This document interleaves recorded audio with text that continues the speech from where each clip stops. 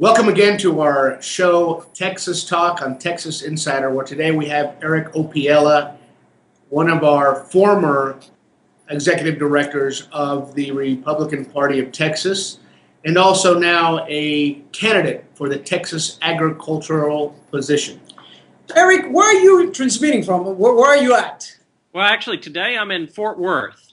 Tarrant County is the second largest county in our Republican primary, and I was here meeting with individuals from Fort Worth. A lot of people don't realize the office of Texas Agriculture Commissioner is just like the rest of our statewide offices. It's elected by the people of the state of Texas, and Texas is an urban state, and the bulk of our population is in our urban counties. You add up the 210 counties with less than 50,000 people in it, and that's what we consider our rural counties in the state.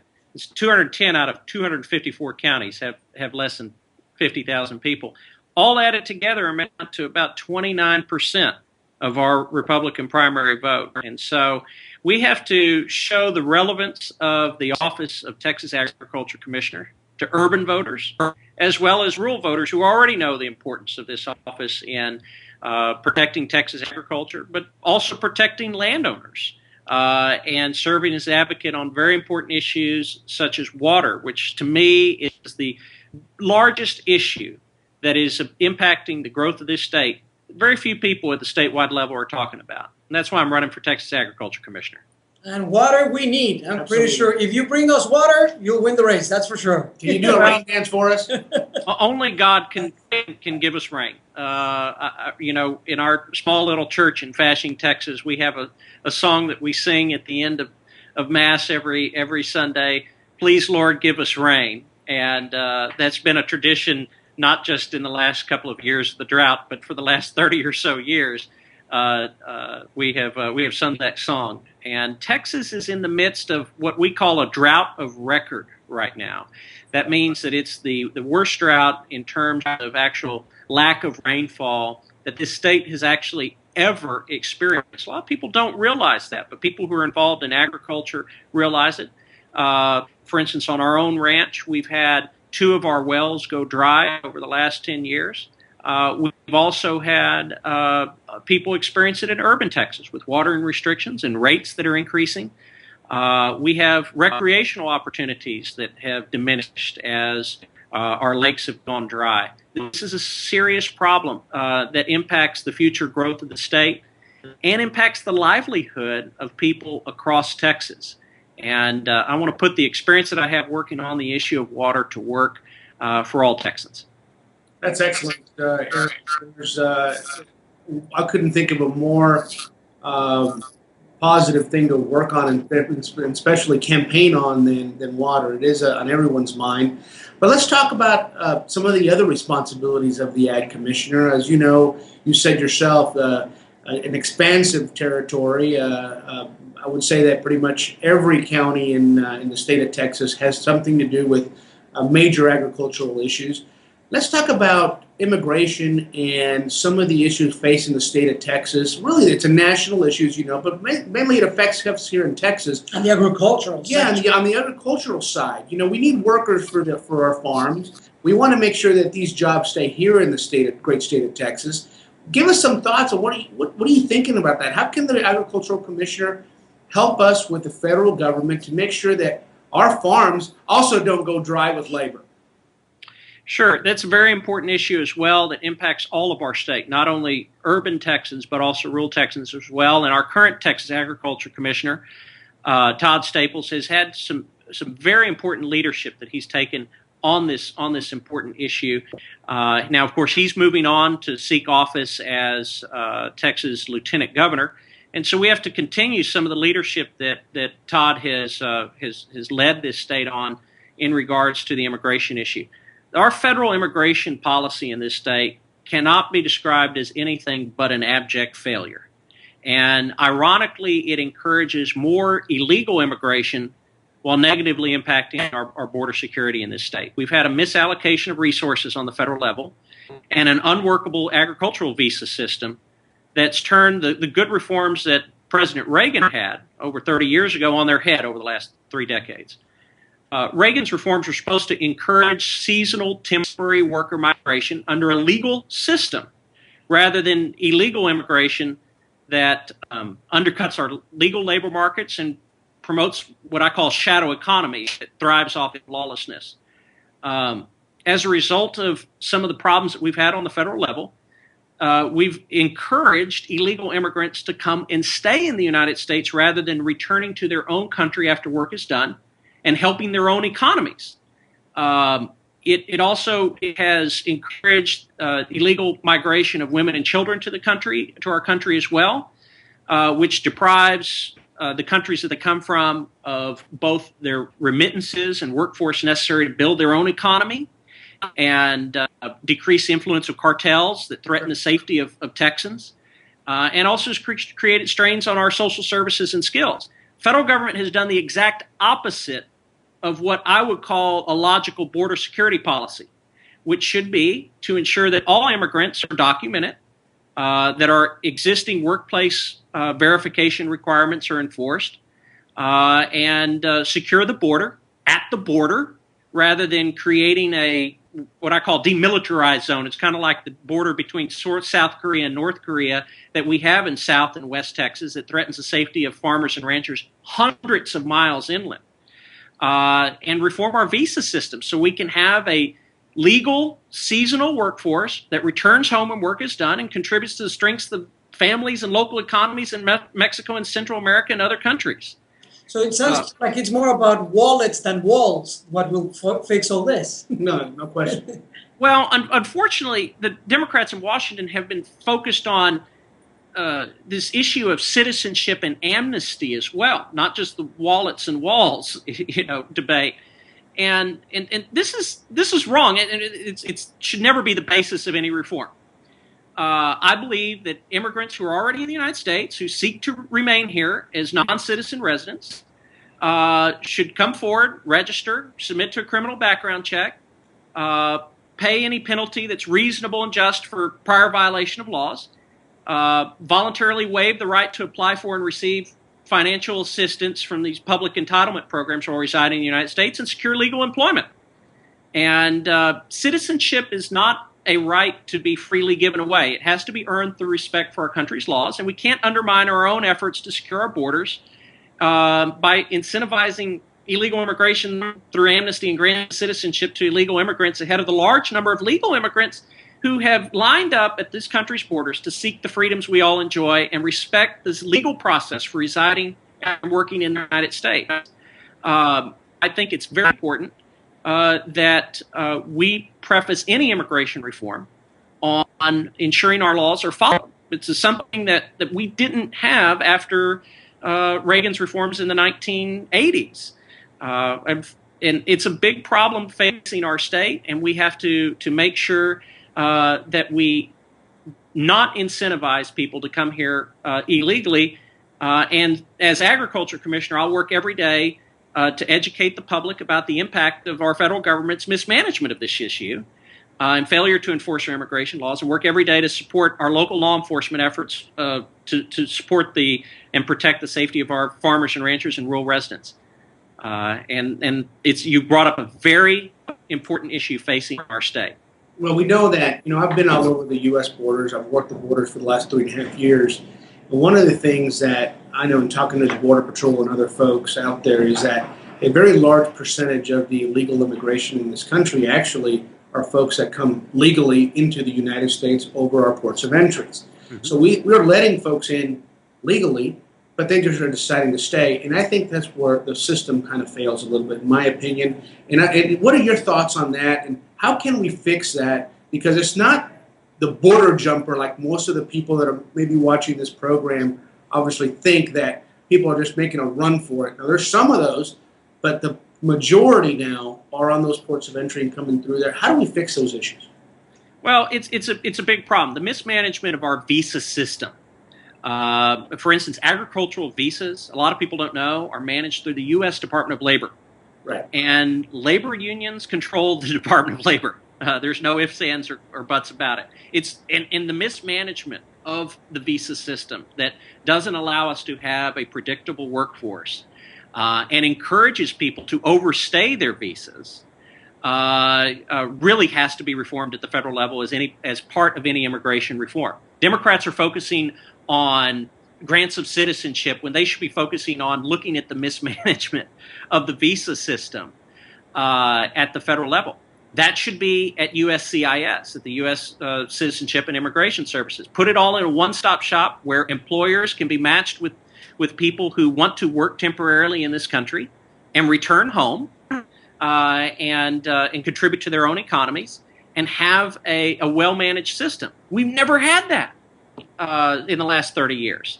And until we fix the visa system, we're going to be encouraging more and more illegal immigration, either through overstaying visas or, like you said, the safety situation that we have on the border, where people are paying cartels to smuggle people across the border, which is promotes illegal narcotics trade, endangers the life and safety of not only our farmers and ranchers and rural residents, but also the immigrants themselves, who are utilizing the cartels to try and get them across the border, which is really sad.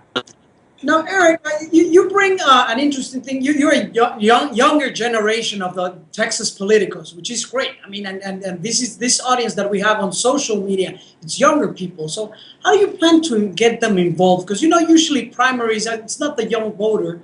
So how are you planning to bring them into the primary system? Well, and this is something I focused on when I was executive director of the Republican Party of Texas, is getting groups of voters who are not traditionally voters in our Republican primaries to participate, as not only in the Republican primary, but also in our general elections. Our Republican Party in Texas is dying if we do not reach out to young people, members of underrepresented groups that haven't traditionally voted in the Republican primary. And there's a real simple principle to how you get people involved, whether they be young people, whether they be old people, whether they be members of minority groups, whether they be traditional, Republican voters or swing voters or independent voters. It all comes down to a principle that I learned growing up in South Texas, and it's a principle of you dance with those that brung you, and if you just reach out and go to as candidate, reach out to groups, whether it be church groups or PTA groups or young Republican groups, and not campaign at 50,000 feet. And that's been a big problem that we've had as Republicans at the statewide level. We have to have a statewide elected official as a Republican that understands that politics is about personal relationships. Just like any good relationship, you have to have a conversation with people.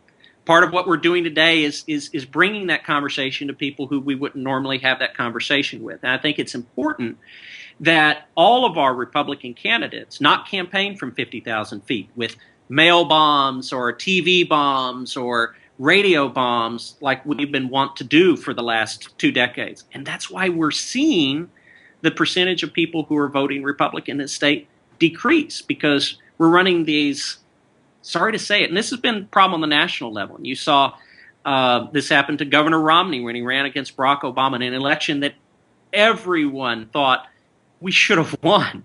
But we failed miserably because we continued the traditional method of campaigning, whereas the Obama campaign was masterful at developing individual relationships of voters, not only in the swing states, but one example, using Facebook.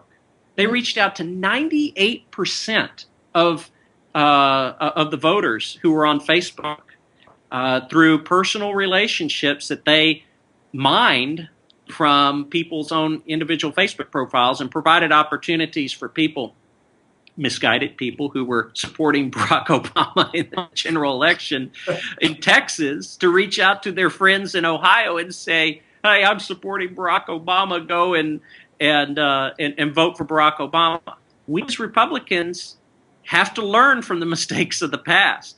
We have to learn from what the Obama campaign did well, because they're bringing it right here to Texas. You hear about these battleground Texas efforts. These are not stupid people. This is the best and brightest that Democrats have to offer are relocating to Texas because they realize the importance of Texas. Because as a presidential campaign, no Republican can ever win the presidency without winning Texas, because the other large states, California, New York, other states, are all Democrat. And so if they make Texas competitive, and a good part of that is how good a campaign that Republicans run this year in the non-presidential year to prepare for the next presidential year. If they win Texas, God forbid, or even make Texas competitive, we're done as a party nationally for the future. And if you can't win the presidency, you're done. And I do think you're right, Eric. I think we may not see that here in the next year, 2 years, 3 years. Definitely something we're going to see down the road if we continue doing what we're doing today. You know, in particular here in Texas, everybody talks about the Latino vote. The Latino vote being, you know, a major voting bloc that if they ever really got aligned, registered, and voted as a bloc, I think we'd be toast tomorrow. That has not happened. But you presume that they're going to align and vote Democrat. Well, right. That's because we're not reaching out to them today. I mean, you know, we need to connect. And that's my next question to you. How is your campaign going to connect with this absolute important demographic? Knowing that you're not going to win 100% because it's not the case, but you're going to be able to make inroads in that particular group. How is your campaign going to address these things? Because I think, again, ag is a major catalyst for this particular group and very important. How do you address those things? Well, it comes down to what I said earlier. I'll tell you a story about, I grew up and live in South Texas. Right. In a county that's about 70% Hispanic, okay? And I represent a district on the state Republican Executive Committee that is over 70% Hispanic. Runs from Laredo to Austin down to the Gulf of Mexico. And how have we won those offices at the local level?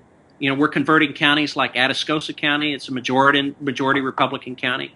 B County, San Patricio County. We have a number of counties in South Texas that are waking up, traditionally Democratic counties, that are Republican and are electing Republican elected officials. The county judge, David Silva, in B County is a Republican. Our tax assessor collector is Republican. Many of our county commissioners in these counties are Republican Hispanic county commissioners. And the way that we do that is just what I said earlier, showing up on an individual level. I'm not afraid to go to LULAC Council 17 over in Goliad. I'll tell you a story. I ran in 2010 in a heavily Democratic state house district on an errand that a lot of people thought was a fool's errand, you know, trying to elect a Republican in South Texas. I showed up at LULAC Council 17 over in Goliad and just sat and listened and participated in their discussion. I disagreed with a lot of what some of the leaders were saying, but just showing up earned the support of the community leaders in the Hispanic community in Goliad, and I won 60% of the vote in that county as a result. Okay, and we have the Goliad battle flag in the background. I didn't plan it that way, but I just saw that. That sort of activity, not just by our statewide elected officials, but by Republicans of all stripes, whether they be candidates or just Republican activists, showing up at church Jamaicas or church festivals in the community, is 9/10 of the battle.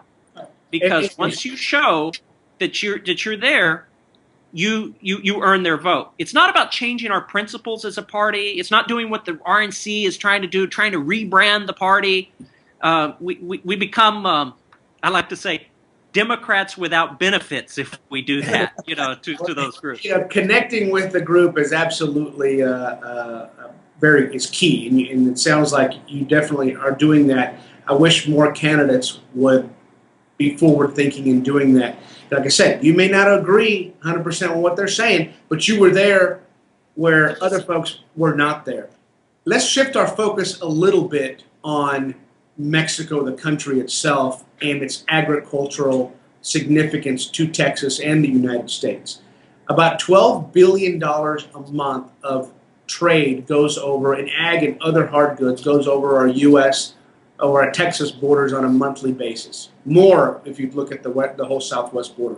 Significant amount of trade that if you look at, it means tens of thousands of jobs. What are some of your plans? Because I know in the past we've kind of started, we have not done a great job about increasing our relationships with the elected leadership in Mexico to say, we want to be able to work with you on the agricultural trade aspect. And 20 years of NAFTA will be happening January 1st. That's right. So, it's very timely. Next year, 20 years of NAFTA, a huge amount of ag going over the border. But yet, so many of our elected officials in the state of Texas don't even know who the guy on the other side of the border is that's making decisions. How are you going to make those changes, and how are you going to better establish relationships for the state of Texas on the ag side?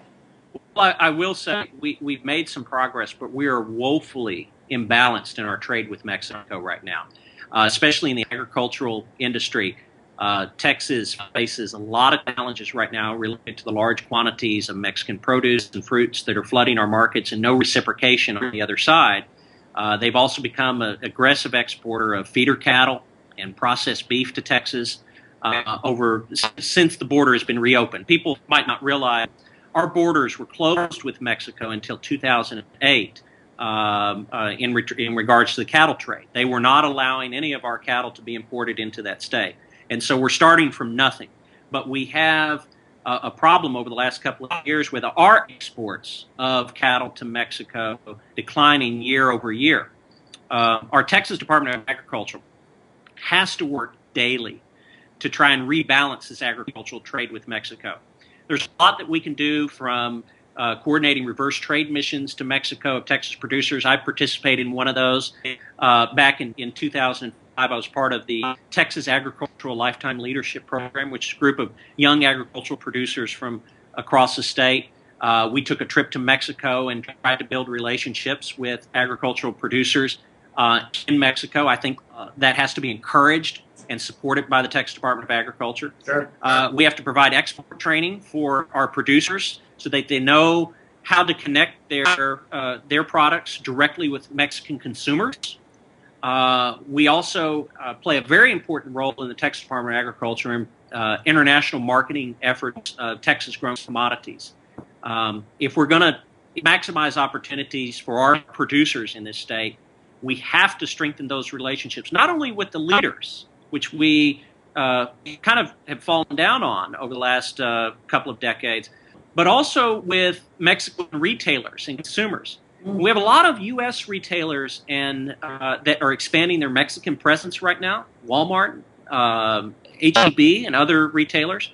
Use those retailers to help ensure that Texas-produced goods are accessible and marketed appropriately to Mexican consumers to try and rebalance that trade. And I think those are all things that the Texas Department of Agriculture and your next Texas Agriculture Commissioner can do to build on some of the strong efforts that our current Agriculture Commissioner has done over the last decade.